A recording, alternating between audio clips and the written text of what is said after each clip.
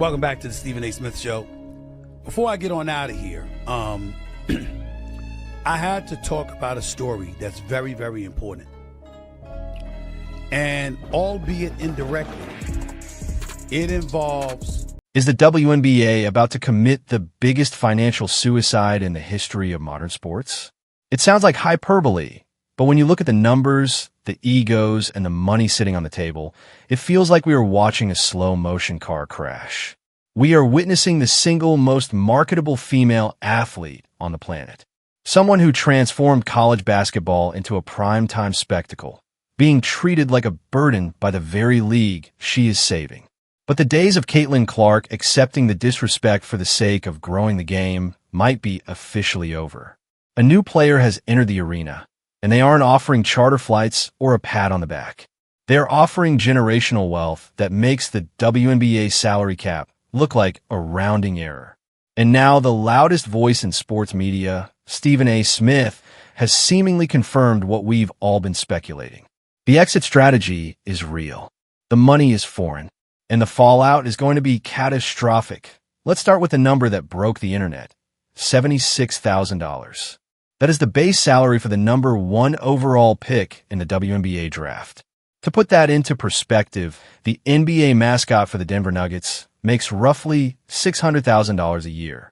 The guy in the fluffy suit, shooting t-shirt cannons, is making nearly 10 times what Caitlin Clark is paid to be the face of women's basketball. When that figure went public, it didn't just cause outrage. It exposed a broken system. Fans were shocked, but business analysts were confused. How can a player who drives millions of dollars in ticket sales, merchandise, and TV ad revenue be capped at a salary that wouldn't even qualify for a mortgage in some of the cities she plays in? It's not just a bad contract. It's a level of disrespect that feels intentional. Enter Stephen A. Smith. Love him or hate him, Stephen A. has his finger on the pulse of the industry, and he's been screaming from the mountaintops that the WNBA is fumbling the bag.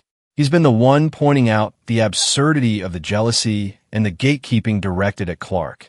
But his recent commentary has shifted from criticism to a warning. He isn't just saying the WNBA is messing up. He's implying that the clock has run out. When he talks about the market for Caitlin Clark, he's no longer talking about Indiana Fever jerseys. He's talking about global disruptors. He's acknowledging that there are entities outside of the United States, specifically in the Middle East, who view sports not just as a game, but as a way to buy influence and credibility. And they have unlimited pockets. We have to look at the precedent here, because this isn't a conspiracy theory. It's a business model we've seen work. Look at LIV Golf. The Saudi Public Investment Fund decided they wanted a piece of the PGA Tour's action. When the PGA said no, the Saudis didn't argue. They just bought the players. They offered Phil Mickelson and Dustin Johnson checks, so large that turning them down would have been financial malpractice. They disrupted a legacy league overnight by realizing that money talks and tradition walks. Stephen A. Smith knows this. He saw it happen in golf. He's seeing it happen in boxing. And now he's confirming that women's basketball is the next target. Why wouldn't it be? For the price of one mid-tier NBA bench player, a Saudi league could buy the entire WNBA All-Star roster. But for Caitlin Clark to actually leave the WNBA, to pack her bags and take a $1 million or even $5 million deal to play in a Saudi exhibition league, there has to be a push. No one leaves a legacy league just for money if they are happy. And this is where the story gets dark. The push isn't coming from her bank account. It's coming from the locker rooms and the hardwood of the WNBA itself. Since the moment she was drafted, the energy directed at her hasn't been, "Welcome to the league." It's been, "Wait until we get our hands on you." We've seen the hard fouls. We've seen the cheap shots that have nothing to do with basketball and everything to do with sending a message. Take a look at the Kennedy Carter incident. A blindside hip check on an inbounds play that had zero basketball merit. It was a physical assault labeled as a basketball play. And what was the reaction from the league's veterans? It wasn't condemnation. In many corners, it was applause. It was a welcome to the pros moment. But Stephen A. Smith rightly pointed out that this isn't how you treat the golden goose. You don't haze the person who is paying for the charter flights. You don't physically target the player who is the reason people are finally turning on the TV. This hostility creates the perfect storm. If you're Caitlin Clark and you're getting beaten up every night for a five-figure salary, while the veterans resent your fame, why would you stay? The jealousy narrative is something that many in the media try to dance around, but it is the elephant in the room. You have legends of the game, players who have grinded for decades for little recognition, watching a 22-year-old girl come in and get a Nike signature shoe deal before playing a single professional minute. Is it fair? Maybe not. Is it reality? Absolutely. Instead of riding her coattails to higher salaries for everyone, there seems to be a collective decision by the old guard to humble her. Diana Taurasi warned that reality is coming.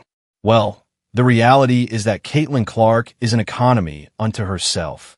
And if the environment inside the WNBA remains toxic, she has no obligation to endure it. This is the wedge that the Saudi investors are looking for. They don't just offer money. They offer respect. Let's go back to the confirmation aspect. When Stephen A. Smith discusses these overseas opportunities, he's validating the rumors that agents have been whispering about for months. We know that Ice Cube's Big Three League already put a verified $5 million offer on the table. That was the first domino. It proved that the market value was there. The WNBA panic-spun that narrative, trying to downplay it, but the seed was planted. Clark turned it down to focus on her rookie season to try and do things the right way. But now that we are halfway through that season, and she's seen the physical toll and the lack of protection from the league, that $5 million or even a $10 million Saudi offer starts looking a lot different. The Saudi strategy in sports is very specific. They don't want to build from the ground up. They want to buy the finished product. They want the headlines. Imagine a Riyadh All-Star Exhibition Series. They don't need a full league. They just need Caitlin Clark, Angel Reese, and maybe a few other stars. They play 10 games, get treated like queens, make $5 million each, and go home. No travel issues. No commercial flights. No veterans trying to take their heads off. Stephen A. Smith realizes that this model destroys the WNBA. If Clark leaves, the TV deal collapses. The attendance drops. The casual fans tune out. The leverage is entirely in her hands. It's important to understand why the salary cap is so low in the first place. Because the WNBA defenders will always scream revenue sharing. They argue that the women get paid a percentage of revenue. And since the league isn't profitable, the salaries are low. That is the corporate answer. But the reality is the WNBA has been subsidized by the NBA for nearly 30 years. It has been a charity project for the NBA owners. Caitlin Clark is the first legitimate chance the league has ever had to become independently profitable. She is the bridge to solvency. And instead of reinforcing that bridge, the league is letting people set it on fire. This incompetence is what makes the Saudi rumor so credible. In business, if you undervalue an asset, a competitor will buy it. It's that simple. Let's talk about the Saudi deal itself. What would it actually look like? Reports and speculation suggest it wouldn't be a traditional season. It would likely be a tournament style or Super League concept, similar to what was proposed in European soccer. Short duration, high impact, massive payout. For Clark, this solves every problem. She gets the financial security she deserves instantly. She escapes the toxicity of the WNBA jealousies. She expands her brand globally. And perhaps most importantly, she sends a message to the American sports establishment. Value your women, or lose them. Stephen A. Smith has been highlighting the hypocrisy of the coverage as well. When NBA players chase the bag, they're called smart businessmen. When LeBron James switches teams to maximize his earnings and brand, he is a genius. But when the conversation shifts to Caitlin Clark, there is this weird expectation that she should suffer for the sisterhood. She is expected to take the low pay and the hard fouls because she needs to pay her dues. Stephen A. is calling nonsense on that. He's confirming that the era of blind loyalty is dead. If the WNBA cannot protect her physically from flagrant fouls and financially from market disparity, then they forfeit the right to keep her. The comparison to the NBA rookie scale is often brought up, but it's a false equivalency. Yes, Victor Wembanyama makes more, but but he plays in a league that generates billions. However, the gap is what matters. The gap between Wembanyama's value and his pay is large, but he's still a multi-millionaire instantly. The gap between Clark's value and her pay is the Grand Canyon. She's bringing in millions and leaving with thousands. That level of exploitation is unsustainable. The Saudi investors see this arbitrage opportunity. They know they can pay her 10 times what the WNBA pays and still make a profit on the attention she brings. It's a bargain for them, and a fortune for her. We also have to discuss the unrivaled league, the new domestic 3-on-3 league being started by Breanna Stewart and Nafisa Collier. They are promising six-figure salaries and equity. This is a step in the right direction, and it shows that even the current players know the WNBA model is broken. But even unrivaled can't compete with sovereign wealth fund money. The Saudis can offer retire-for-life money for one season of work. Stephen A. Smith's reporting implies that while domestic alternatives are cute, the foreign threat is the nuclear option, and right now, the button is waiting to be pushed. Think about the marketing machine that Caitlin Clark is. She is safe. She is family-friendly. She is a sniper from deep. And she is competitive as hell. She is the perfect face for a rebranding effort by a nation like Saudi Arabia, looking to soften its global image through sports. This is sports washing at its finest, and Clark is the ultimate detergent. Critics will say she shouldn't take blood money. They will bring up the human rights record of Saudi Arabia, and that is a valid moral argument. But where's the morality in the WNBA? Where's the morality in a league that allows its stars to be headhunted? Where's the morality in paying professional athletes less than a manager at a fast food chain? When you back someone into a corner, they don't look at the source of the money offering them a way out. They just look for the exit sign. Stephen A.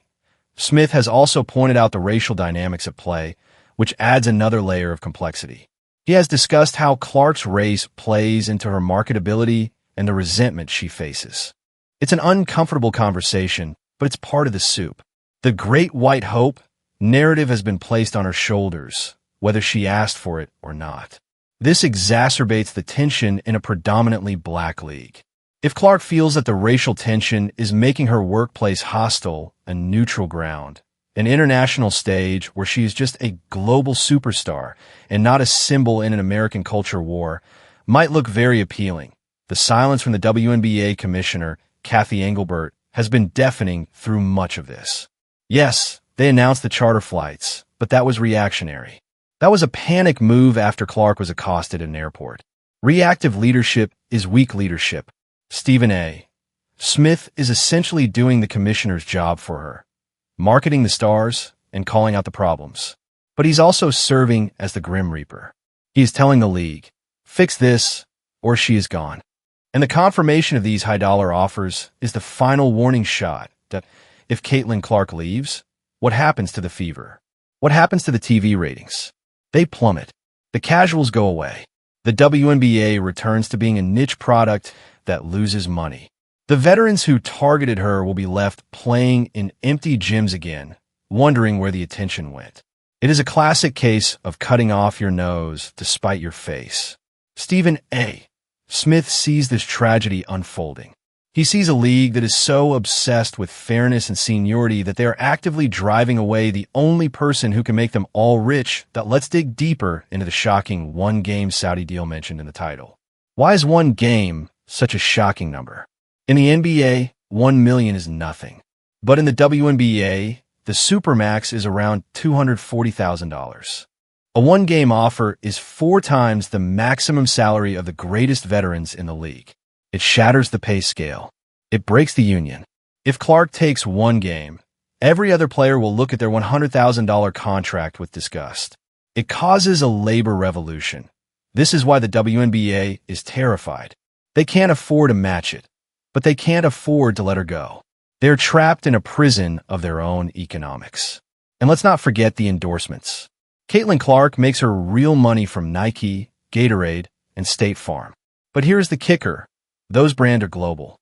Nike sells shoes in Riyadh just as much as they sell them in Indianapolis. If she moves to a global tour, her value to Nike might actually increase. She becomes a world icon, not just a U.S. icon. The argument that she needs the WNBA for exposure is fading. In the age of social media, she is the exposure.